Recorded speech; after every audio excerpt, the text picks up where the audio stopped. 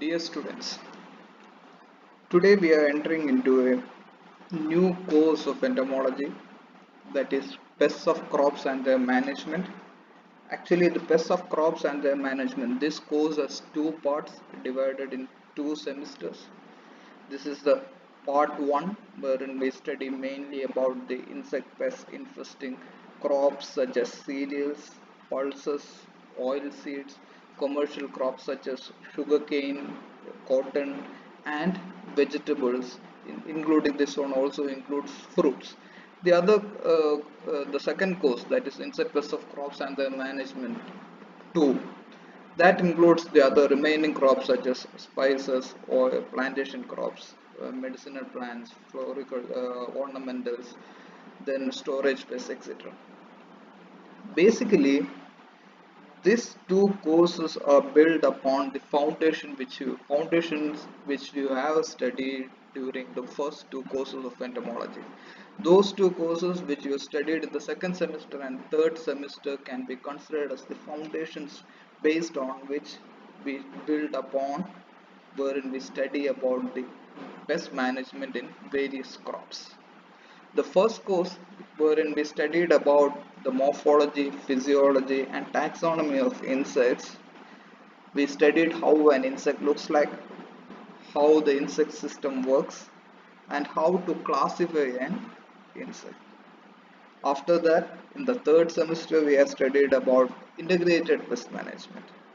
Actually, that is the fundamentals of how to go for managing an insects.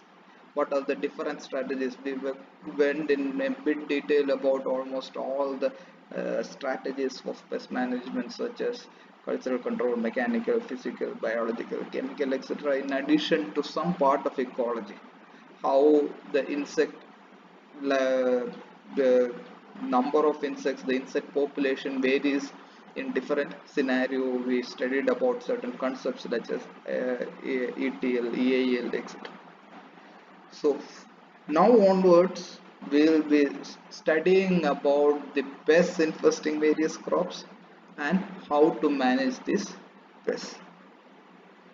So whenever you are going to a field, or if you are going into your home, your parents or neighbors may ask you, you are pursuing studies in agriculture, what is the problem in this crop? It can be a vegetable, it can be a fruit crop such as banana, it can be a cereal such as rice, and you have to identify the problem and you have to give a recommendation, just like a doctor diagnosing the problem and prescribing the medicine. You have to identify the problem. You have to identify it, whether it is due to an insect pest, whether it is due to a disease, or it can be due to a nutrient imbalance or nutrient deficiency. You have to distinguish these three. If it is due to an insect pest, you have to identify the insect damaging it. Once you have identified the insect, then you have to recollect the management practice you have studied. So these things are taught in this class, in this course. How to identify the insect, how to identify the uh, insect based on the damage it produces. That is mainly, we say, once the insect damages a crop, we will see some external symptoms. So how to identify the problem based on the symptoms which we see on the crop? Most of the times we may not see the insect may be hidden, but there will be some external symptoms. And how to identify the insect based on the external symptoms? If there is a problem in coconut, you may not be able to climb up to the coconut crown to identify the insect, but you can identify the insect based on the symptoms which we can observe from the ground itself. That symptom, the insect produce in the crown, insect it produce on the leaves. So once you identified the insect, it can be based on the insect itself. If you are able to see the insect, it's fine. If you are unable to see the insect, you can identify the insect based on the symptom it's produced. Once you have confirmed the insect, then you have to go for the management strategies. You have to give the farmer a recommendation on how to manage that insect. So this is the course wherein we study about all these things, and this course has a lot of practical utility every time. Even if you leave this agriculture course and go for some other course such as business, MBA or any other thing, this will have some application in your life. So one thing, before going into the details here, the entire thing will be structured in such a manner that whenever we are taking a crop, first we will list out the pest infesting that crop. There will be the name of the common name of the pest, there will be a scientific name of the pest, and the family and the order of that pest. So whenever you are asked about a question in your midterm or a final exam about to write about one particular pest, invariably you have to write the common name, you have to write the scientific name along with its family and order. So you have to learn these all these things, and after that we'll be taking individual insect pests, and in each individual pest we will be studying about morphology of the pest, how to identify the insect based on its morphology. This will study about only about the major pests. Then what is the nature of damage, that means how the insect damages the crop. So that we will study nature of damage. Then we will study about the symptoms. Once the insect causes a damage to a crop, what is the external visible signs the insect produce in the crop, visible symptoms. So first we will study the scientific name, family, etc. Then we will study about the morphology of the insect, then nature of damage, then symptoms, and at last management, how to manage the insect. So it's not simple. Whenever we ask the students in the viva or in exam about management of a particular pest, students normally ask for replies as mostly in the case of chemical control. They'll usually say that spray a particular pesticide at this dose, etc. But whenever we are going for management, recommending a managing strategy in your answer papers, or if you are going for recommending a management strategy to a farmer, you have to suggest an integrated pest management strategy. That means you have to start writing from the cultural control, mechanical control, physical control, biological control, and at last only you have to write about chemical control. This should be the pattern you have to follow in your answer paper. If once you complete your course during the agroclinic Rave program and all, if you are advising the farmer, keep in mind that you have to give an IPM practice for each pest, and it should be all structured in this manner. Chemical control should be the last option. So this is a introduction regarding this course. We will go to the first crop, that is insect pest of rice. As I told you, we will be listing out the pest first. The first pest is stem borer. I have not given any scientific name over here because there are several stem borers infesting rice. We'll be looking into it in detail in the subsequent slides. Then we can see the leaf. The next pest is leaf folder, Nephilocrosis medinalis. Then next one is caseworm, Paraponix stagnalis. Then it is armyworm, Spodoptera mauritium, rice butterfly, Melanitis lidismini, Pelopidas matthias, the common name is skipper, Salis pennatula, which is rice hairy caterpillar. So from stem borers till rice hairy caterpillar, including leaf folder, caseworm, armyworm, butterfly, skipper, all these insects are lepidopteran pests. That means mainly the larvae are damaging the crop. Then we have the sucking pests, hemipteran pests such as leaf hoppers, plant hoppers, and earhead bug. Then we have a Thysanopteran, that is again a sucking pest. We usually include it in a sucking pest, but that's thrips, Stilgato thrips biformis. Among the sucking pests, we have earhead bug, Leptocoryza acuta. Then we have two lepidopteran pests. The first one is garbage Orzeolia oryzae. The second one is world maggot Hydrellia philippina. So garbage and world maggot are dipteran pests. Then we have three coleopteran pests. The first one is blue beetle Leptispa pygmae. Next one is Hispa, Diclodispa armigera. Then the third coleopteran pest is root weevil Echinodemus oryzae. Next is termite, that is an isopteran. We have two genus, Coptotermus and Microtermus, and the last one is an orthopteran, that is small cricket Grillotalpa. Don't think that these are the only insects damaging rice. I have taken only those, listed out only those pests which are commonly seen in Kerala. I have not gone into each and every insect. If you go to the Moodle platform, I have uploaded certain links to International Rice Research Institute website, wherein you can see certain books, certain web-based platforms and all, wherein you can see number of insect pests damaging rice crop. But here we will be mainly observing about, studying about the major pests of rice with respect to Kerala condition. So coming to the first pest, stem borer, as I told you, stem borer is a large group wherein we have at least 5 stem borer pests damaging rice in our state. The first one is yellow stem borer Serpophaga incertulus. The family is Crambidae. As you can understand, the order is Lepidoptera. The next one is white stem borer Serpophaga innotata.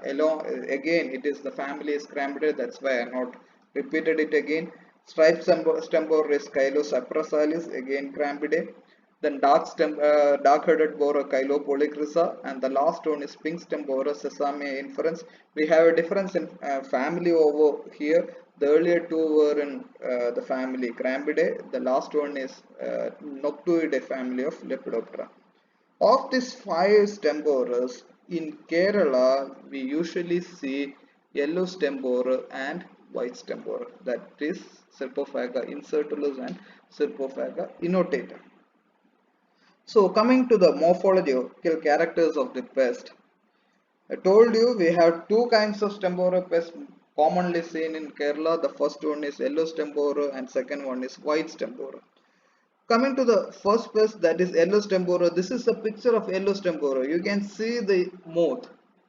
Here you can see the forewing that is yellowish in color, and at the center of the forewing you can see a spot, black spot, just like we apply a beauty spot on the cheek of kids, infants.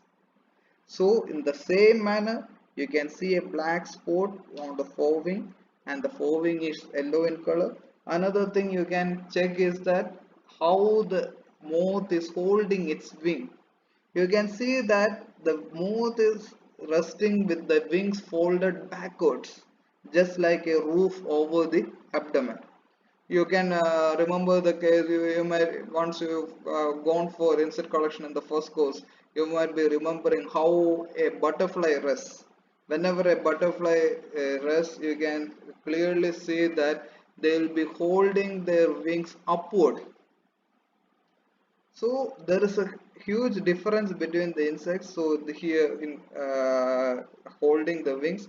So yellow stem borer holds the wings backward over the abdomen. And another thing you can observe is that it is resting on the upper part of the leaf. You can see the leaf tip over here, and it is resting on the upper part of the leaf. Usually that's the position where we observe yellow stem borer or any stem borer moth. So this is the character based on which we can identify the moth. Usually farmers say that there is some moths in the field. കർഷകർ സാധാരണ പറയാ നെൽപ്പാടത്ത് വെള്ളപ്പാറ്റ ഉണ്ട് എന്നാണ് പറയാ. Even if it is yellow stem borer or the next pest, that is white stem borer, usually farmers say that പാടത്ത് വെള്ളപ്പാറ്റ ഉണ്ട്. So this is the next stem borer pest which is common in our state, that is white stem borer. As the name indicates, it is pure white in color. Again, the wings are folded backwards as roof-like over the abdomen, and it is resting at the top portion of the leaf. This is with respect to the two most common stem borer pests in our state. and both almost all the Stemborum adults are nocturnal in nature. All are nocturnal in nature, and they are positively phototropic. That means they are active in night, and if there is a source of light, it is attracted towards light. Another typical feature is that the moth lays eggs on the upper surface of the leaf and mainly on near the leaf tip. And it's not laid in single egg, it is laid in an egg mass. That picture you can clearly see. Here you can see that. Here you can see a small white cottony kind of thing. That is the egg mass. Eggs are laid on the upper surface that you can see near the leaf tip, and the eggs will be covered with hairs. There will be number of eggs. It will be an egg mass. It will be ranging from 15 to 80 eggs per egg mass, and this egg mass will be protected by number of hairs from the abdomen of the female moth. And here one thing you should remember is that the eggs are laid one above the other. Usually we can see 2 to 3 layers of eggs in this egg mass. First they will lay a single layer of eggs, above that they will lay the second layer, and above that the third layer. That's the usual pattern of egg laying in Stemborum moths. So that is with respect to the eggs. Then I told you egg mass consists of 15 to 80 eggs covered with hairs. Once the egg hatches, the larva hangs down from the leaf tip by silken threads. The larvae has the Lepidopteran larvae has the ability to produce silken threads from their salivary glands, and with the help of this silken threads, larvae hangs from the leaf tip. It reaches the stem just above the water level, and the larvae bows into the stem above the water level. So once it is entered into the stem, it starts feeding on the internal tissues of the stem, mainly the growing point. And the larvae pupates inside the stem itself. Once the adult emerges out from the pupae, it comes out of through an exit hole. There will be an opening on the stem. This opening will be constructed by the larvae before it's go for pupation, because the adult stage, if you remember the mouth part of Lepidoptera, it is not cutting and chewing mouth part. It is mainly meant for sucking nectar from flowers. It is suctorial proboscis is there. So it doesn't have any mandibles to cut an exit hole. But larvae has an excellent mandibles which can cut through leaf plant tissues. So before pupation, the larvae will cut an exit hole on the stem. So you have studied about the morphology of the pest, then how the pest damages the crop, that is the nature of damage. I will explain the nature of damage again. The nature of damage means egg hatches, larvae hangs with the help of silken threads, reaches the stem just above the water level, bows into the stem, and it starts feeding on the internal content, including the growing bud. Pupates inside the stem, and it cuts an exit hole on the stem. And because of this feeding injury in the growing part, we can see two symptoms, specific symptoms for a stem borer pest. The first one is during the tillering phase, that is the vegetative phase, there will be drying of the central shoot, and that is called as dead heart. You can clearly see this picture. This is the central shoot, and you can see that the central shoot has completely dried off. The older leaf is still remaining green. That is dead heart. This symptom is called as dead heart.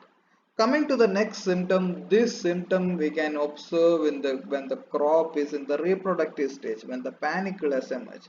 You can see this panicle. It is standing erect. That means the panicle is not at all filled. The panicle is chaffy in nature. That's because the larvae feeds the growing portion. The panicle won't be receiving any food from the plant, and the panicle will remain chaffy. It won't be filled. you can see that the entire panicle, the entire grains of the panicle is chaffy. None of the grains has been filled. See the other panicles, they have slowly started filling, and because of the weight of the grain, the panicle starts bending. Kadiru valaya എന്ന് പറയും. That's due to the weight of the grain. Here, the complete grains are chaffy in nature, it doesn't have any weight, it stands erect. And there is one way to identify the stem borer infestation. There can be several confusing symptoms in the rice field where you can see uh, chaffy grains, and sometimes the entire panicle may be chaffy. It can be due to certain nutrient deficiencies also.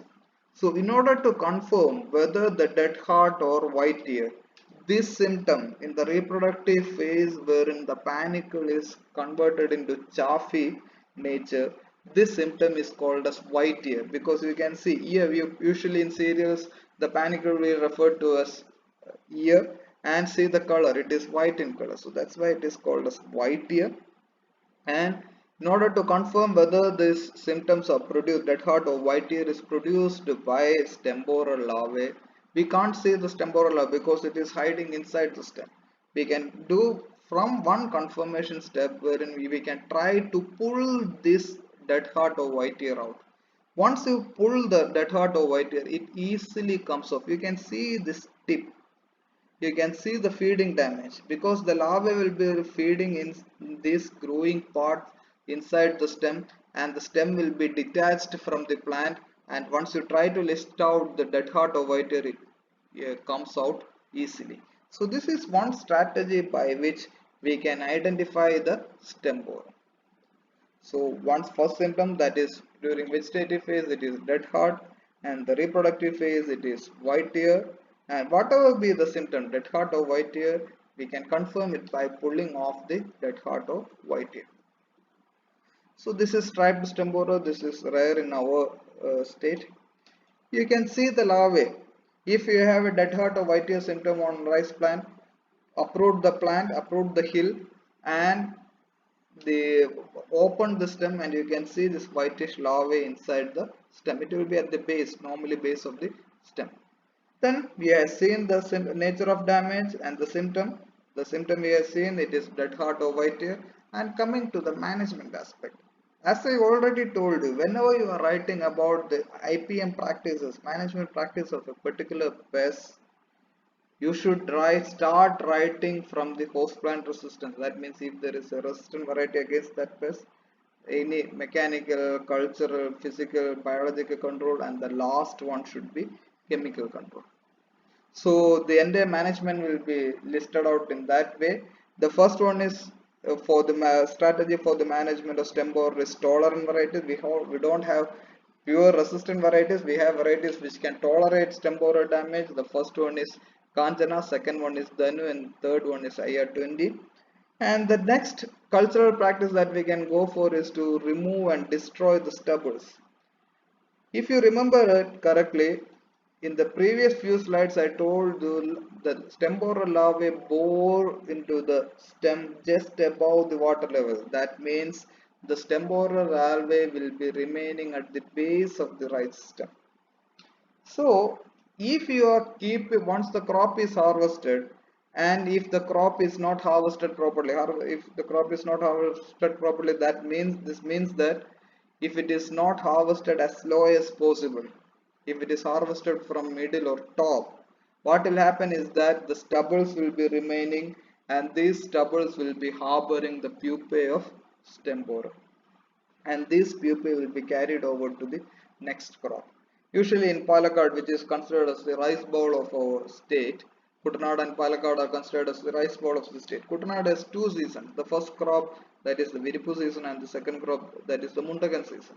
Say, so if the farmer is going for paddy cultivation, the first crop, and while he is harvesting the crop, he has harvested the crop bit above the ground level, leaving the stubbles in the field.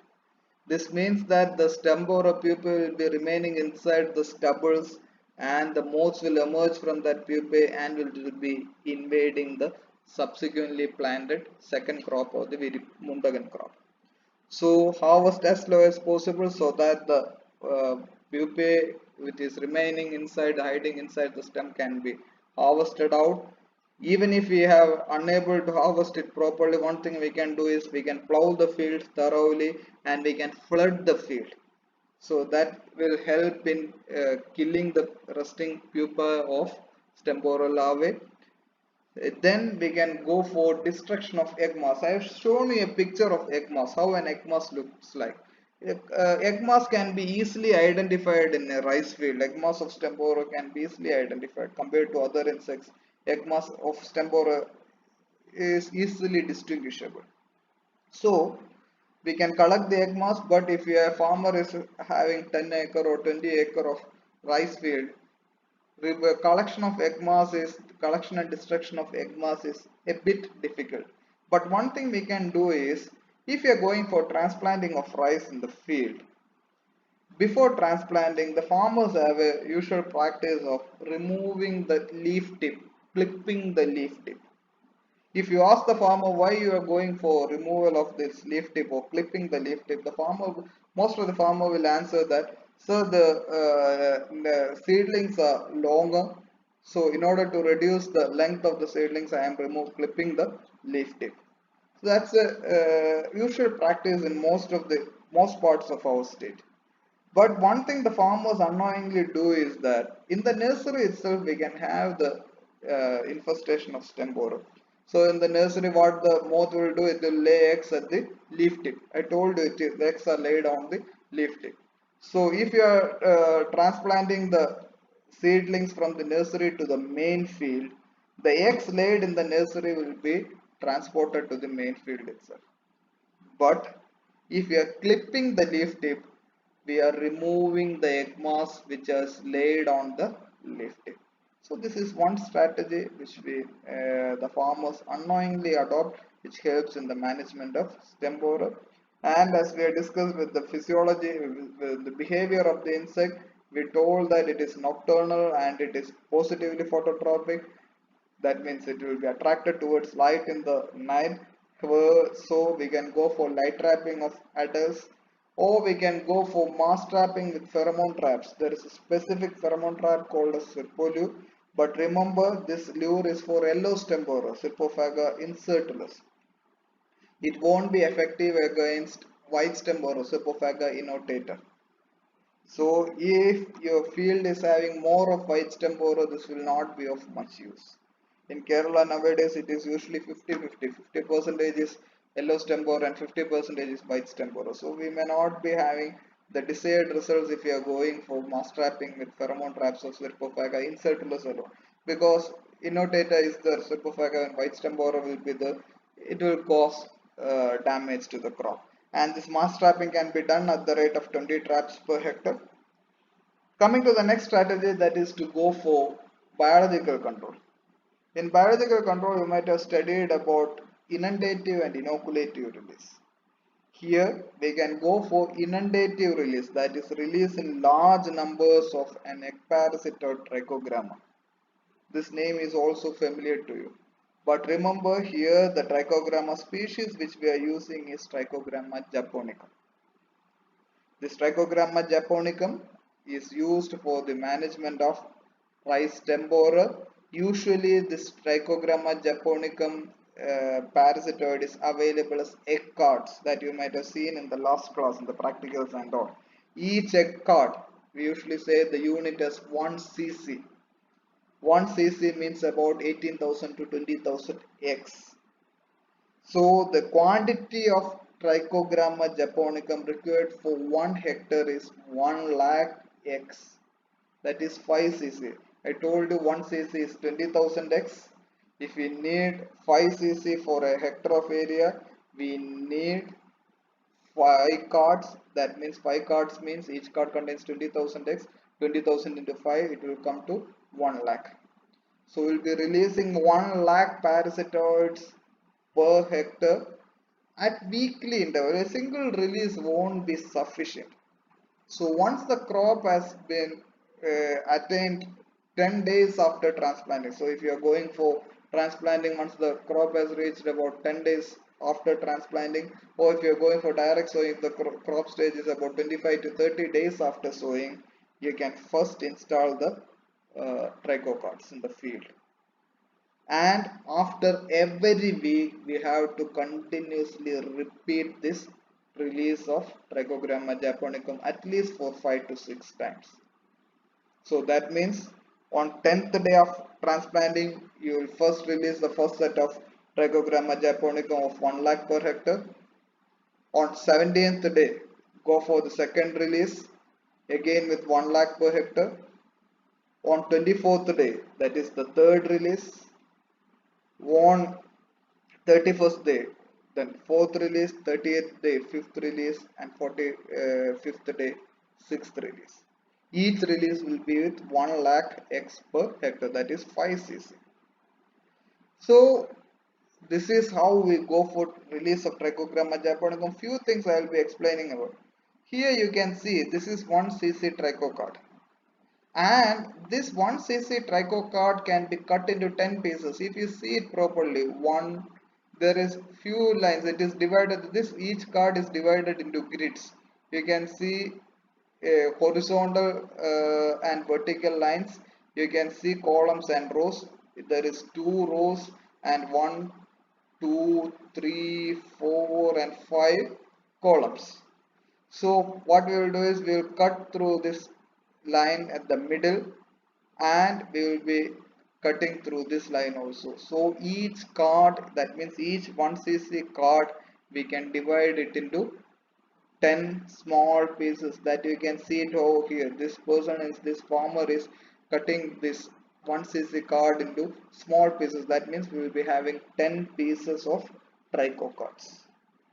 Each piece, each cc, I told you, it is for 50 cents. 5 cc for 1 hectare, that means 2 cc for an acre. So if you have 1 cc, it will be for 50 cents, and this 1 cc we are dividing it into 10 pieces.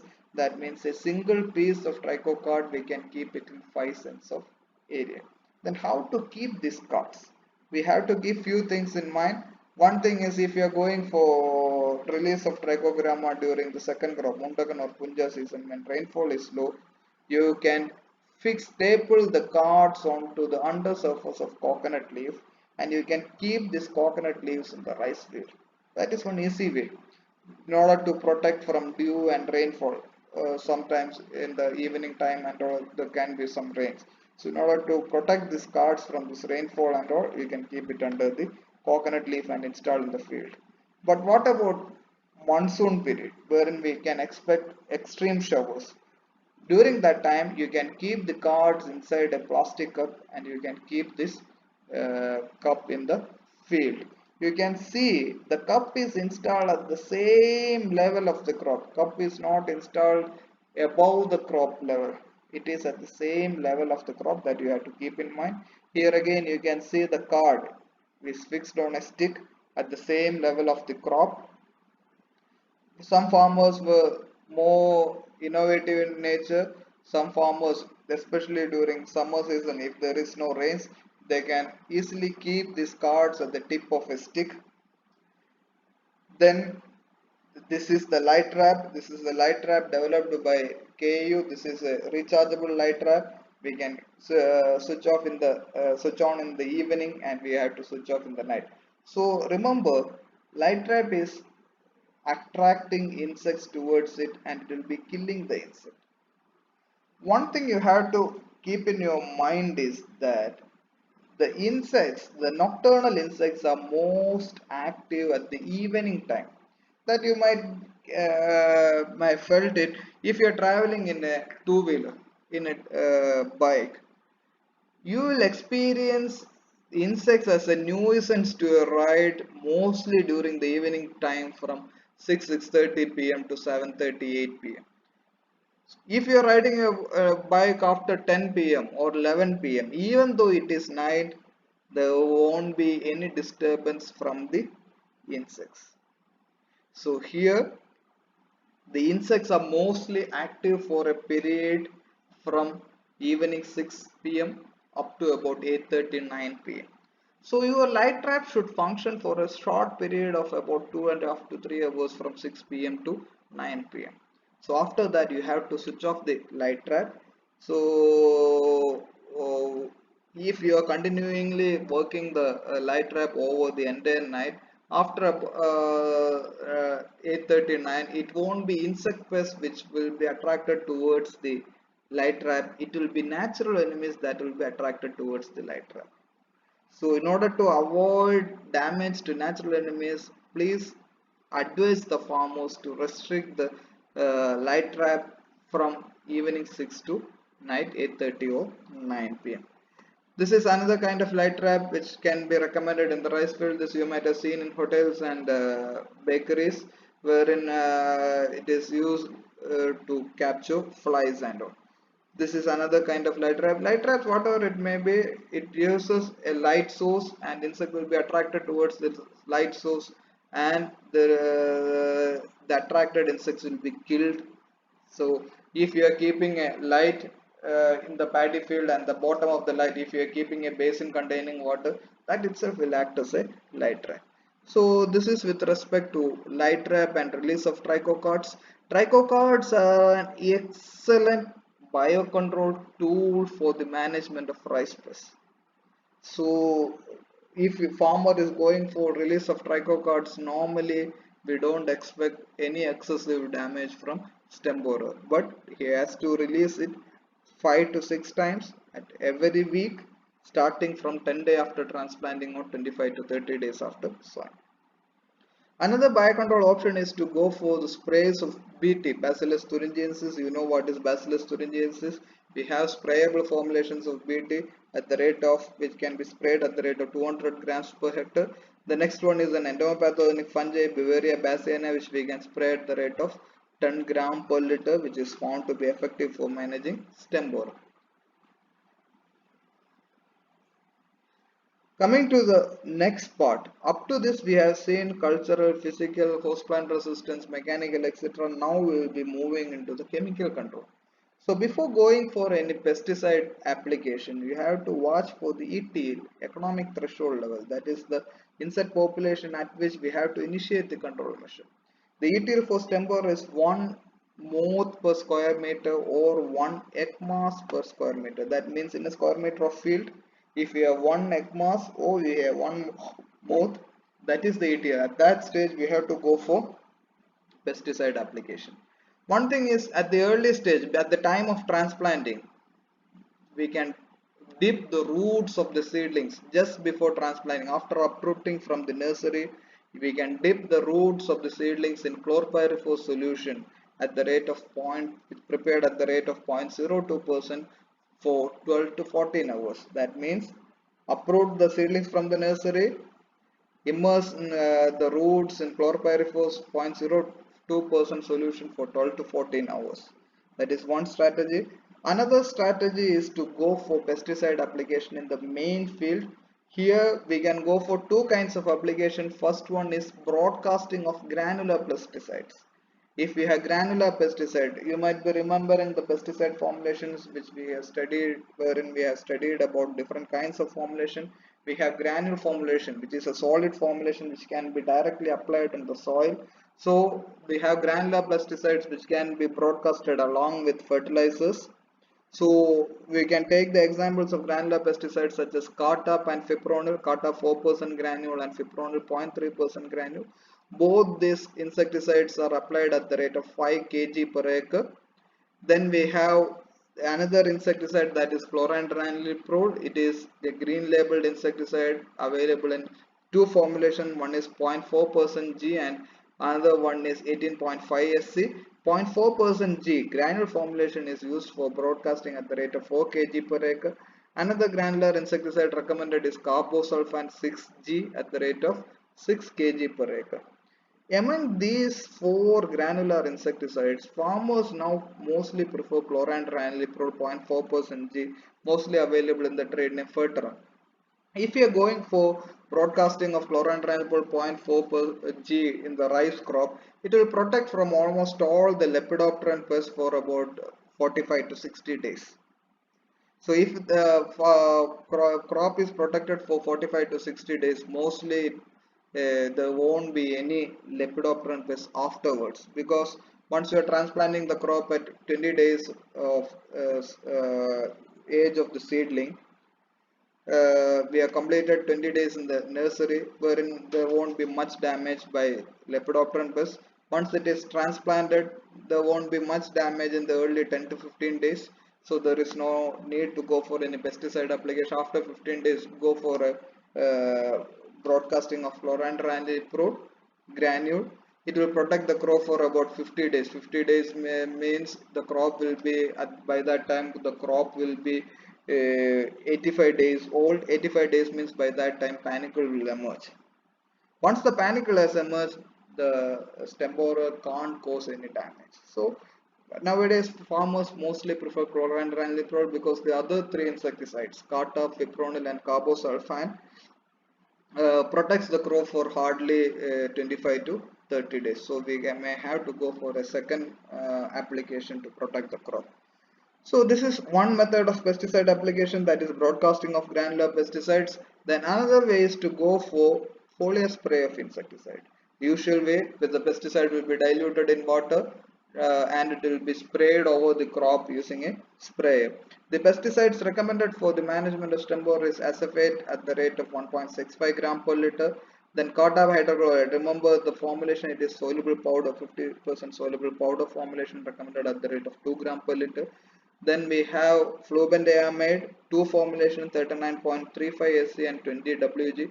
39.35 SC is FAME, which is recommended at the rate of 1 ml per 10 liter, and flubendiamide 20 WG, that the trade name is Takumi. There are several trade names, but the common trade name is Takumi, which is recommended at the rate of 2.5 gram per 10 liter.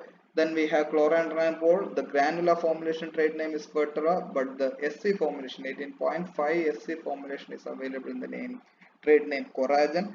It is recommended at the rate of 3 ml per 10 liter. And the next insecticide recommended is Spinosad at the 45 SC at the rate of 4 ml per 10 liter. Among these insecticides, flubendiamide and chlorantraniliprole is the most widely used insecticide for managing stem borer by farmers, and the more, because it is highly effective and it is green label too.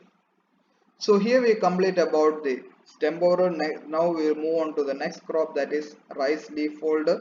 The scientific name is Nephilocrosis medinalis. The family is Crambidae and the order is Lepidoptera.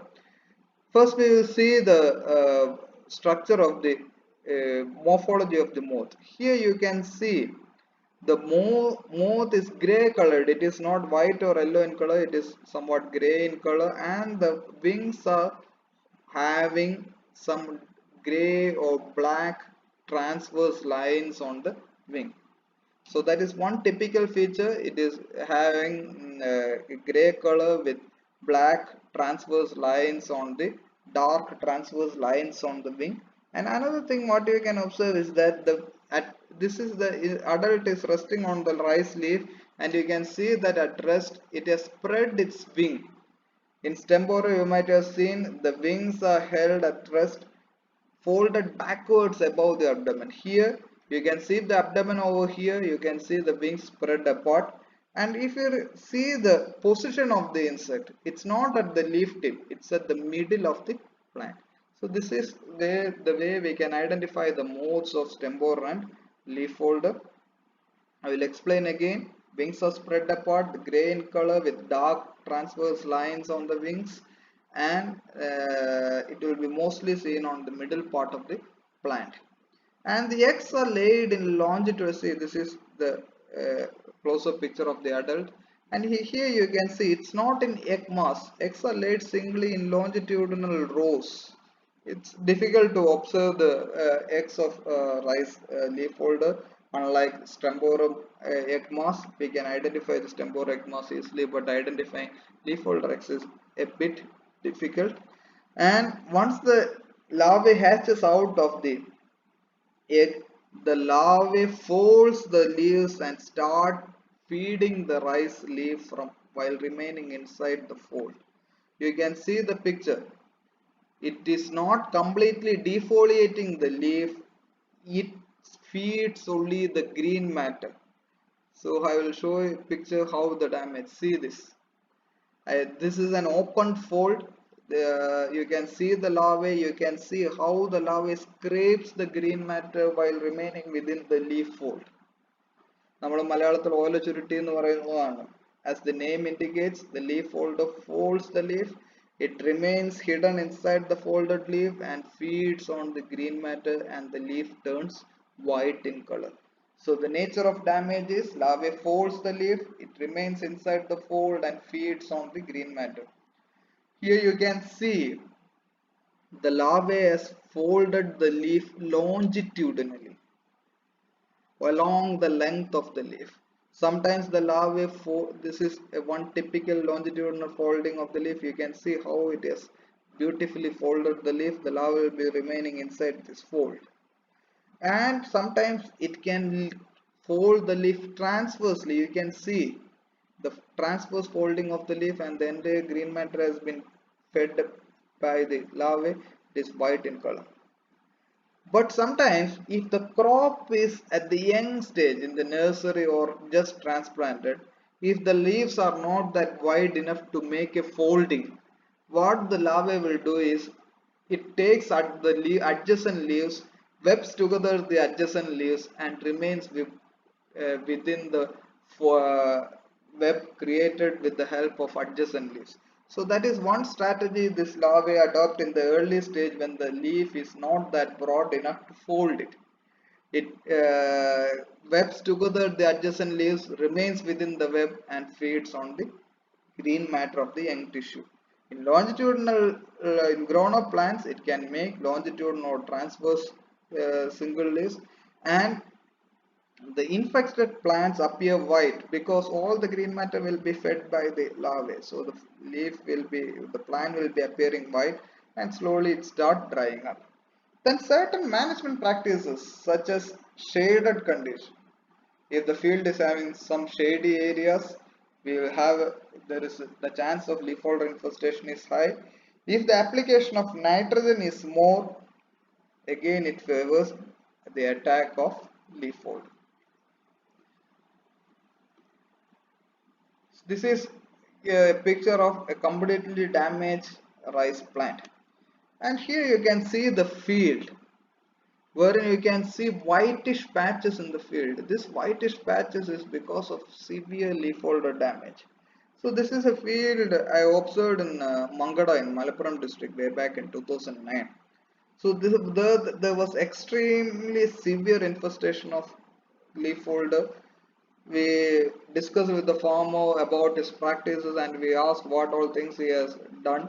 So we asked about the manure practice because we know that manure practice is one factor which can favor the build-up of leaf folder. So I asked what all the fertilizers you applied. The farmer answered that he has applied Factum Force and urea. Then we again question why you haven't gone for any potash application. Potassium is the nutrient which should have provided the provided resistance or tolerance to pest and diseases. He answered that the previous crop he planted in the same field was banana, and he has applied enough quantity of potassium in the same field for banana. That's why he skipped potassium in this rice crop. So he has skipped potassium and applied Factum Force as well as urea. Both contains nitrogen. So there was excess application of nitrogen. There was an imbalance fertilizer application because potassium was missing.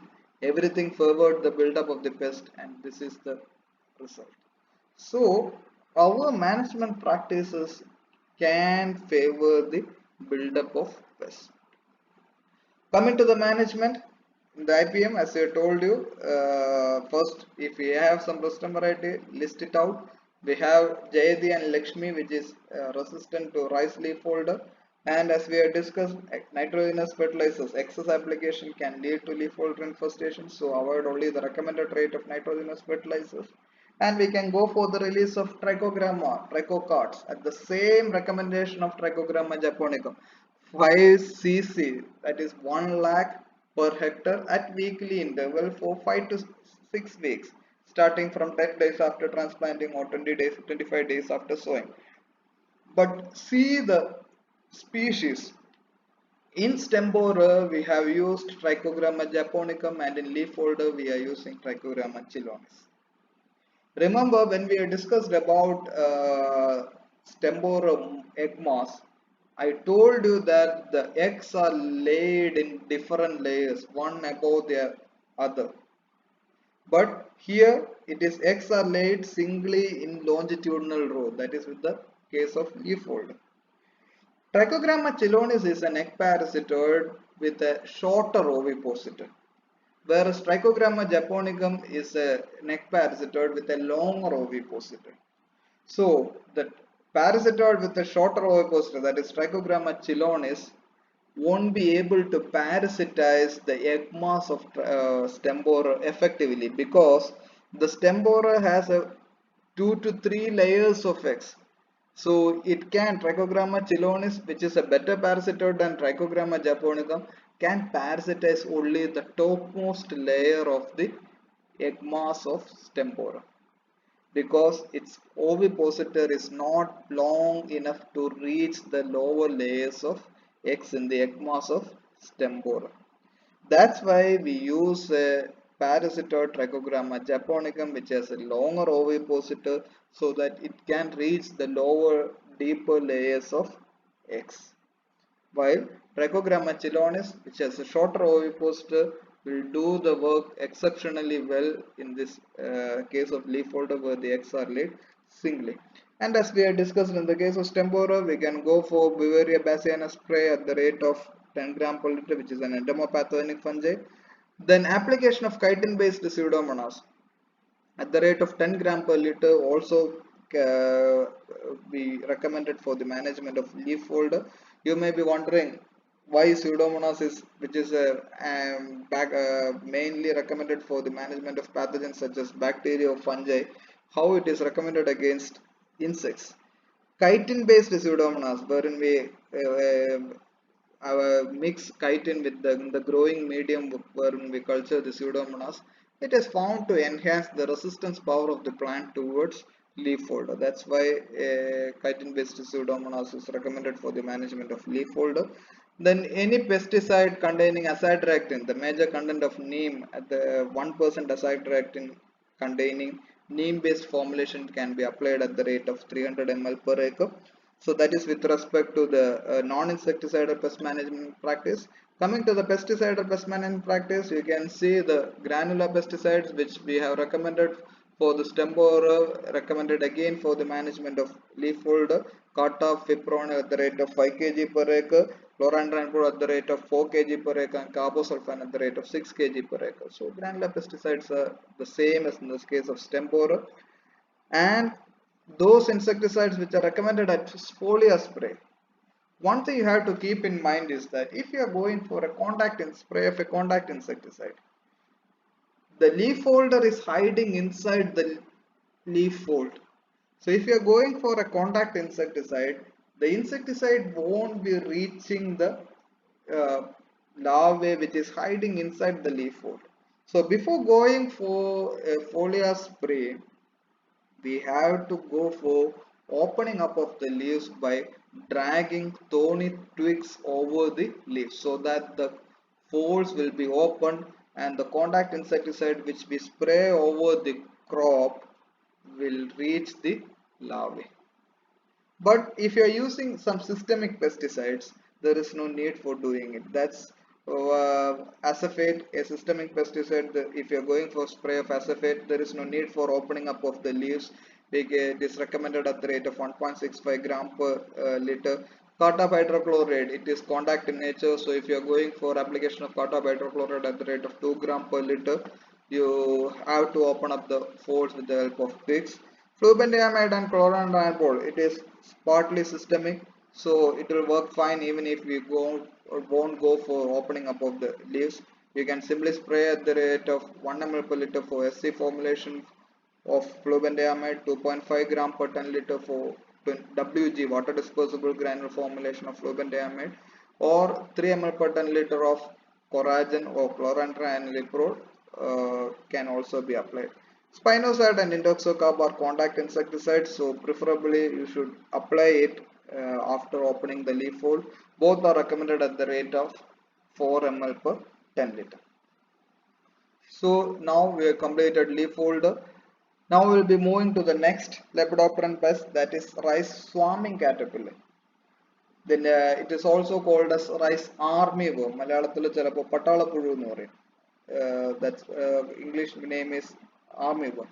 It is a scientific name is Spodoptera mauritia, belonging to the family Noctuidae of Lepidoptera. Here the eggs are laid in masses, just like stem borer. The eggs are laid in a mass. Again, the egg mass will be covered with hairs. The insect will be after feeding on the crop, it pupates in the soil. Usually all the Spodoptera larvae pupates in the soil, and this is a pest which prefers dry condition. It doesn't like wet condition of first crop and second crop and prefers dry condition. That's why it's mostly seen during the punja crop or the third crop. Here the one typical feature of this is that we can see large number of larvae at one time. It's not a key pest or a major pest, it's a sporadic pest. We have observed this rice swarming caterpillar infestation 2 years back in Thrissur, and for this year and last year we haven't observed any armyworm attack in Thrissur. So this is sporadic, plus once in a while we see is if we have a dry condition prevailing during the cropping season, we usually see this eggs will be laid in large numbers. A single moth can lay up to about 1,000 eggs, so the number of larvae will be more. It starts once the egg hatches, it starts feeding. It is a voracious feeder, so it starts feeding on the entire leaf. It defoliates the leaf, unlike leaf folder which scrapes the green matter. The swarming caterpillar defoliates, complete removal of the leaf, and there won't be any leaf remaining in the crop. And if you look the field, looking like as if it is grazed by cattle.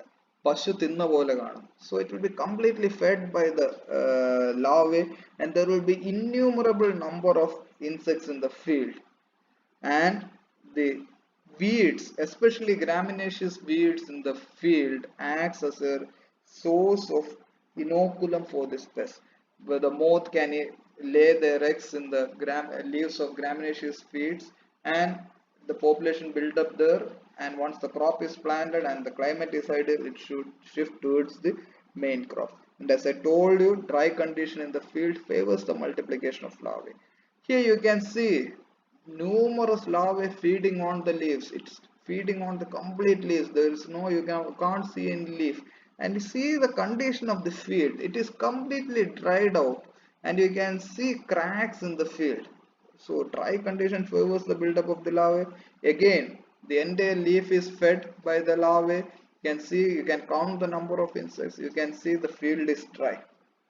This is one closer picture of the insect. You can see there is no leaf in the plant. Complete leaf is fed by the larvae.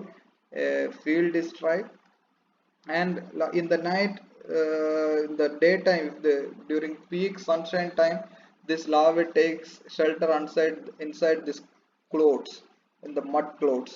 And if you lift the mud clothes, you can see innumerable number of larvae residing inside the mud clothes. And with the by evening, all the larvae comes out and starts feeding. So coming to the management, if you have enough water, there is no need for any particular insecticide application at all. Just flood the field. That flooding the field itself is sufficient to manage this pest. See this picture. There is no other way of explaining the effectiveness of flooding for managing rice caseworm than this picture. And see the number of larvae in this small area, and see how they have damaged the crop. So flooding the field is one practice, to the most effective practice for managing rice armyworm or caseworm. You might be remembering the picture Bahubali. In that picture, that is Bahubali 2, wherein the army was destroyed. The enemy army was destroyed by Bahubali by breaking a dam. flooding the entire army with it, releasing water from a dam. So here also we are doing the same. We are destroying the army of Spodoptera mauritiulae by flooding the field. In Thrissur and all, what will normally happen is that the farmers start cultivating the rice field, and by about 15 to 20 days of after sowing or transplanting, farmers usually go for weedicide application. So while they are going for weedicide application, they will reduce the water, they go for weedicide application, and once the weedicide is applied, they will let the field dry out. The farmers believe that once the field dries out, and if they keep the field dried out for about a week, the effectiveness of herbicide can be enhanced, and then after 1 week only they will release water into the field. So for about 4 to 5 days, the field will be completely dried out, and this is a condition conducive for the swarming caterpillar or armyworm. And another strategy is to go for releasing ducks into the field. Ducks feed on this larvae. In Kutanad and all, ducks are let into the paddy field so that it feeds on these insects. In 2 to 3 years back, there was an outbreak of bird flu in Kutanad area, and the veterinary department, animal husbandry department, culled the entire duck population in Kutanad area. In the same year, in Upper Kutanad area, in Pathanamthitta district, we had a situation wherein one canal breached and there was no supply of water to a particular paddy field. Paddy field means a large area. There was no supply of irrigation water, and the entire field dried out, and this dry condition brought rice swarming caterpillar, but there was no ducks to manage it because entire ducks was culled out. There was no ducks, and the armyworm had one of the best times because there was dry condition prevailing and there was no predator, that is ducks, to feed upon. So allowing ducks to the field is one strategy. Another thing is to destroy the weeds, because I told you it lays eggs in the grassy weeds. So removal of weeds is one strategy, and the other one is to another strategy is to install bird perch. I will show a picture of it. You can see a field wherein you can see the inverted fronds of coconut installed in the field. Here what will happen is that predatory birds will sit on these fronds and it will feed on the larvae in the field. So that is one easy strategy. It is effective for leafholder also. But one thing you have to keep in mind is if in some areas, if there is bird problem, especially during the grain filling stage and all, you have to remove this bird perches before flowering, because if you are continuously keeping this bird perches after flowering also, it will help those birds which feeds on the grains. So in order to reduce the damage by birds during the grain filling stage, remove this bird perches before flowering. Coming to the next major lepidopteran pest, that is caseworm Paraponix stagnalis. The family is Crambidae. If you see the adult, it is whitish in nature with brown markings. You can see white wings with brown markings. Wings are spread apart. So that is the typical morphological feature of the adult. This pest is a is severe mainly during the early vegetative stage of the crop, especially during the second crop, Undagan crop season. In the first crop, when we go for Viripo planting, especially during the last week of May or first 2 weeks of June, there won't be enough rains. The field will be somewhat dry. This is a pest This is a pest which prefers which prefers wet condition. When the field is flooded, it favors the multiplication of rice caseworm. This is just opposite to armyworm. Armyworm is a pest which prefers dry condition, but this is caseworm is a pest which favors flooded condition. So in the second crop, when normally we go for second crop in September, October, wherein we have enough rains in especially the second monsoon season, the northeast monsoon. So the flooded conditions favors the buildup of this pest, and the nature of damage is typical. What does is this is the typical damage symptom of rice case when you can see patches of rice fields completely uh, removed by the larvae. You can see one thing you can see is that this is an area where there is enough water. You can see this area where the field is dried out. You can see the leaves remaining. So the larvae can survive only in those flooded areas. So that is how the pest usually survives in the field. The damage is particular. You can see here the larvae, once it hatches out from the egg, it climbs up to the leaf and cuts the leaf tip. And the cut leaf tip will be rolled. You can see the rolls of leaf bits. The larvae will be remaining inside this rolled leaf. That's why it is called as caseworm, because the larvae will be constructing a case with the leaf bits around it. Another important feature of this larvae is that you can see the leaf bit containing the larvae is floating over the water. It has the ability to respire from water. So whenever it is needs food, it climbs up the leaf, it scrapes the green matter from the leaf, that you can see it over here, and you can see the case containing the larvae. Here also you can see the case, you can see the head of the larvae that is feeding on the leaf. So this is a particular kind of pest which prefers flooded condition because it respires from water. That's why you have seen the damage severe in the flooded areas and damage is less in the dried areas. So larvae moves to the leaf tip, cuts the leaf tip and rolls the leaf into tubular cases. They remain within the case and feeds on the leaf. It scrapes the leaf and turns the leaf into white and floats over the water as the larvae can respire from water.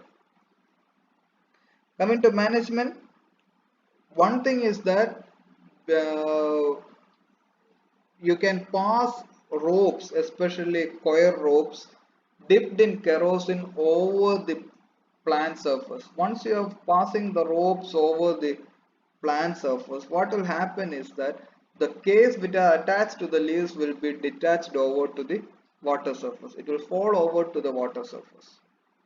Once it is discharged and followed over to the water surface, you can drain the field. Once you are draining the field, all the cases will be drained out along with the draining water and keep the field dry for a few days, 1 to 2 days. This drying out of the field will be enough to protect the crop from rice caseworm because it needs water to respire. So draining water from the fields is ideal for managing caseworm. This is just opposite to armyworm. Armyworm we are flooding the field for managing. In caseworm we will be draining the field. It is positively phototropic, nocturnal, so go for installation of light trap. Then another strategy is to destroy the weeds because it multiplies in the weed gramineous weeds. Another way is to manage this pest is to mix 1 liter of kerosene in 25 kg of sawdust for an acre and spread it in the field. Because in home, home, when we have some water stagnation and if mosquitoes are found to be breeding that stagnant water, what we normally do is we'll apply some oil or kerosene on that water surface. What it will do is the oil will form a thin layer of the water surface, and the mosquitoes won't be able to respire properly. There won't be any gaseous exchange because there is a layer of oil, and the mosquito maggots dies out slowly. This is the same way we are applying kerosene 1 liter in an acre of area. If we apply the kerosene more, kerosene is phytotoxic. It will dry out the plant. That's why we are taking 1 liter of kerosene, and in order to spread out this 1 liter of kerosene into 1 acre of area, we are mixing it with sawdust as a carrier. You can use sand also, but sand will be a bit costly. We broadcast in the field so that the entire 1 liter of kerosene is spread over 1 acre of area, and there will be a thin layer of kerosene over the water surface, and it will protect the crop from caseworm. If we have severe infestation of armyworm or caseworm, in the case of armyworm, if you don't have enough water to flood the field, in the case of armyworm, if you are unable to, if in the case of caseworm, if there are continuous rain and if you are unable to drain the water properly and there is severe caseworm infestation, then you can go for insecticidal sprays with the same insecticides which we are recommended in the case of stem borer and leaf folder, such as flubendiamide or chlorantraniliprole. So this is with respect to the major lepidopteran pest infesting rice. We'll be continuing with the dipteran pest and hemipteran pest in the next class. This is for now. We'll see with the next class tomorrow.